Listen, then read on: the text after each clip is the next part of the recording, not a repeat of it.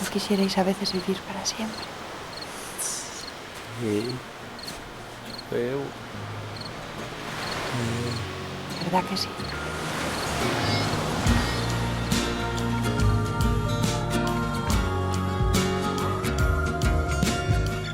When filming Tu Mamá También, director Alfonso Cuarón and cinematographer Emmanuel Lubezki chose to limit themselves to handheld cameras and wide-angle lenses.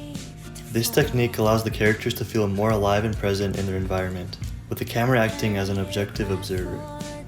This is further achieved by the omniscient narrator who interrupts the action to give personal details about various characters and events. The narrator can be seen as an all-knowing force that clues us in on things that the characters may not have said out loud or even known about. Whenever his voice comes in, the sound fades away as we transition to a broader frame of reference. We hear stories from the past and future about people and places that may be outside of the character's perception. It helps provide context for the characters and their upbringing, as well as give us a better understanding of Mexico's socio-political climate at the time. Marcelino fue alcanzado por un pecero que conducía con exceso de velocidad. Nunca usó el puente peatonal más cercano porque su mala ubicación lo hacía caminar 2 kilómetros más a la construcción donde trabajaba. Su cuerpo fue recogido por la Cruz Verde y llevado sin identificación al servicio médico forense. Tardó 4 días en ser reclamado. In Tu Mamá También, the background is not something that is separate from the characters. It acts as a barrier, an all-encompassing force, and something that is very much part of their individual and collective conscience. We can see Cuarón use this technique in almost all of his films following Tu Mamá También.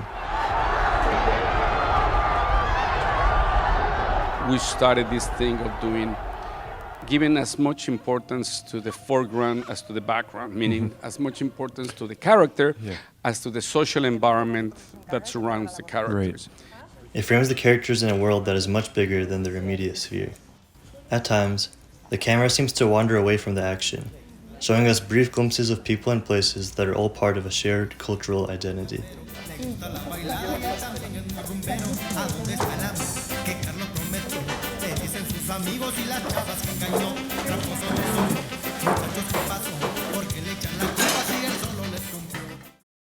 Tu Mamá También depicts Mexico at the brink of a major political and cultural shift, and we see this paralleled by the journey of the two main characters. This was as much as a coming of age of Julio and Tenoch, the two characters, as also the coming of age of a country.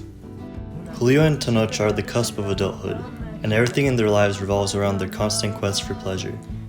It's all about the next girl, the next drug-fueled party, the next crazy road trip. They create rules for themselves in the form of a manifesto that's meant to hold together this unbreakable bond between them. However, Julio and Tenoch also share this cultural identity that is permeated with classism, political turmoil, and other things that they're not necessarily in control of. The invisible line separating their classes will be there no matter how much they try to fortify their bond. Julio y Tenoch contaron a Luisa muchas anécdotas más. Cada historia confirmaba el fuerte lazo que los unía, el vínculo que los volvía un núcleo sólido e inseparable. Las historias que contaban, aunque adornadas por su mitología personal, eran verdaderas. Pero como siempre sucede, se trataba de una verdad incompleta. Entre lo mucho que olvidaron mencionar, fue como Julio prendía cerillos para esconder el olor cuando iba al baño en casa de Tenoch, o como Tenoch levantaba con el pie el asiento del excusado en casa de Julio. Esos eran detalles que no tenían por qué saber el uno del otro. The two of them find comfort in their strange hedonistic companionship, and are at the point in their lives where they are ignorant to everything else. When they go through the riot, they are fully enveloped in the heart of a political movement, but their minds are still completely focused on the trip ahead of them. A trip to a beach that may or may not exist that they hope will satisfy their adolescent desires. The two of them have not really discovered their true identity, which is the truth that holds more weight than either of them may be able to accept.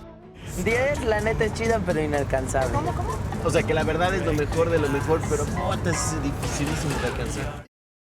For Tenoch and Julio, finding a so-called truth from this experience means realizing that the rules never really existed.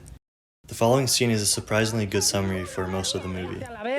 ¡Gilipollas! Pensé que erais distintos, pero sois las mismas bestias. ¿Qué manifiesto ni qué charolastras de mierda? Si ni siquiera respetáis vuestros propios mandamientos. Como todos los tíos, marcando territorio y dándoos de hostias cuando lo único que os gustaría sería follar el uno con el otro. ¡Eso es lo que os gustaría! Luisa shows Julio and Tenoch how misguided and immature they both are. She initially starts out as an object that they want to use to fulfill their sexual fantasies, but by the end, she's the one who's able to claim her freedom while also guiding them out of adolescence. When they first get to the beach, it's Luisa who surrenders herself to the water, while Julio and Tenoch stay behind in the comfort of their car, foreshadowing where they'll end up at the end of the movie. The beach acts as a physical and metaphorical representation of the kind of liberation that Luisa is able to find, seemingly free from the shackles of society and unhealthy beliefs. The ocean has always been a symbol of rebirth, and Luisa's journey led her to this place that allows her to accept her truth. Y bueno, solo espero que aprendas a ser feliz, ¿vale? Yo ahora lo soy. Cuídate, Jano, ahora voy a colgar, ¿vale? Chao. However, it is made apparent that even a paradise like Boca del Cielo can be tarnished by outside forces. We see this represented on a broader scale by the fate of the fisherman and his family. Chuy intentará dar servicio de lancha para turistas, pero será bloqueado por el grupo de lancheros agremiados, recién llegados de Acapulco, favorecidos por el Consejo Local de Turismo. 2 años después terminará como empleado de limpieza del hotel. Jamás volverá a pescar. This is also paralleled with Julio and Tenoch, who reach this place for a brief moment, but turn their backs to it. They get to the truth, or at least as close as possible to the truth, and it scares them. They reject it and return to their lives in the city as if nothing had happened. We see how society can act as a barrier to love, with Tenoch and Julio pushing away their feelings because of the classism and homophobia that was normalized in the environment they were raised in.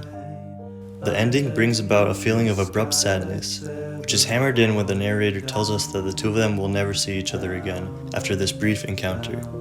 It's a devastating reminder of the impermanence of youth and how one summer can change everything, shattering friendships and turning adolescence into a thing of the past.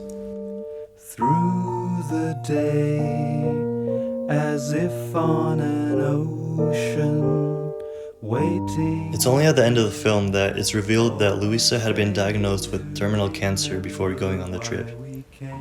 She knew she was going to die all along, and this single piece of information reframes her entire journey. When her husband called to confess his infidelity, she was not crying because he cheated on her, but because of the test results that were sprawled all over her bed, informing her that she only has a few months to live. The numerous references to death in the film take on a much deeper meaning. Hoy conocí a una mujer que se llama Doña Martina. Tiene 98 años y tiene memoria de todo, desde que tenía 5. Imagínate todo lo que ha vivido. O todo lo que una puede dejar de vivir. Luisa is able to accept her mortality and find her purpose away from her cheating husband, who is stopping her from becoming the best version of herself. Her death parallels the death of Tenoch and Julio's friendship, and with it, the death of their adolescence and the death of a country that has transformed itself into something new.